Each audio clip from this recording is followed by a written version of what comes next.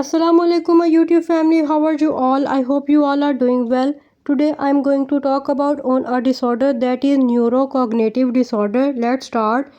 ये एक ऐसा साइकोलॉजिकल किस्म का डिसऑर्डर है जिसमें एक पर्सन की सलाहियतों में नुमाया कमी वाज़ा होना शुरू हो जाती है। एक पर्सन जो होता है उसकी कॉग्निटिव साइकोलॉजिकल कंडीशन में काफ़ी हद तक चेंजेस देखने को मिलती है, जिसको न्यूरोकॉग्निटिव डिसऑर्डर यानी कि NCDS कहा जाता है। एक पर्सन जो होता है उसकी सलाहियतों में यादाश्त और तवज्जो, सोच, ज़ुबान, उसकी डिसीजन मेकिंग पावर काफ़ी हद तक वीक होना शुरू हो जाती है। ये तमाम ऐसे सिम्टम हैं जो एक पर्सन के अंदर अपीयर हों तो उसको न्यूरोकॉग्निटिव डिसऑर्डर हो सकता है। अब हम DSM-5 diagnostic statistical manual American psychological association के अकॉर्डिंग इसके अहम फंक्शन को ब्रीफली एक्सप्लेन करते हैं। सबसे पहला जो फंक्शन है वो ये है मेमोरी, यानी कि एक पर्सन की मालूमात, उसकी याद रखना और याद करना, इन तमाम चीज़ों में अटेंशन, तवज्जो बरकरार रखना, लैंग्वेज, बोलने और समझने की सलाहियत, एग्जेक्टिव फंक्शन यानी कि मनसूबाबंदी और फ़ैसला साजी, परसेप्शन, चीज़ों और माहौल को दुरुस्त समझना, सोशल कॉग्निशन, इसमें दूसरों के जज्बात और रवैयों को समझना। ये तमाम ऐसे फंक्शन हैं जो कि कॉग्निटिव तौर पे न्यूरोसाइकोलॉजी में देखे जाते हैं। अब हम बात करते हैं इसकी सिम्टम कौन कौन से हैं।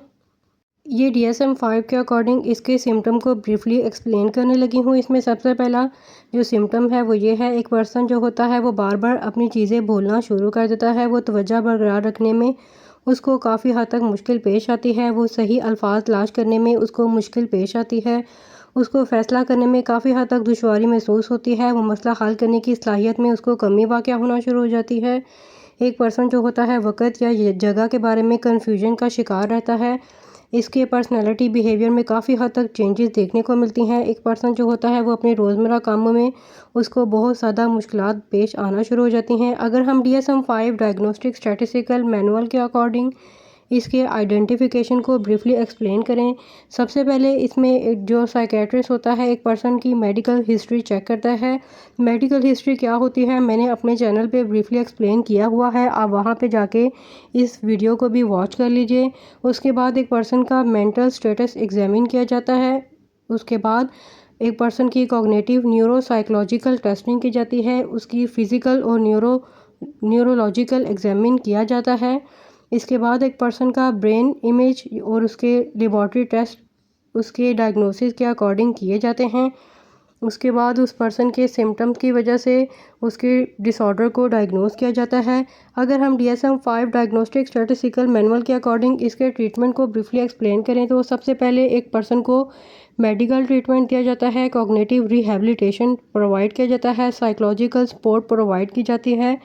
उसके इलाज का इन्हसार जो होता है उसकी बुनियादी वजह पे उसको किया जाता है।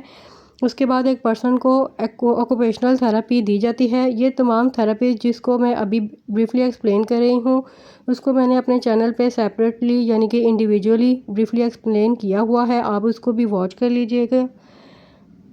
अगर आपके इर्द गिर्द भी कोई ऐसा पर्सन है जिसको न्यूरोकॉग्निटिव डिसऑर्डर है या फिर इस किस्म के डिसऑर्डर के सिम्टम्स उस पर्सन के अंदर अपीयर हो रहे हैं, उसको मेमोरी लॉस हो रहा है, उसको कॉग्निटिव डिक्लाइन हो रहा है या फिर कन्फ्यूजन उस पर्सन में देखने को मिल रही है, तो आप उसको किसी भी साइकेट्रिस्ट या साइकोलॉजिस्ट से रजू करवा के डिफरेंट किस्म की थेरापीज़ के इम्प्लीमेंट के बाद उसको नॉर्मल ज़िंदगी गुजारने पे हेल्प आउट कर सकते हैं। चलें जी, मुझे दें इजाज़त। नेक्स्ट वीडियो में किसी डिसऑर्डर टॉपिक, फोबिया या फिर किसी भी किस्म के साइकोलॉजिकल स्केल पे लेके आऊँगी। अपना बहुत सा ख्याल रखिएगा। अपकमिंग वीडियोज़ के लिए मेरे चैनल को लाजमी सब्सक्राइब कर दीजिएगा। मुझे दें इजाज़त। अल्लाह हाफिज़।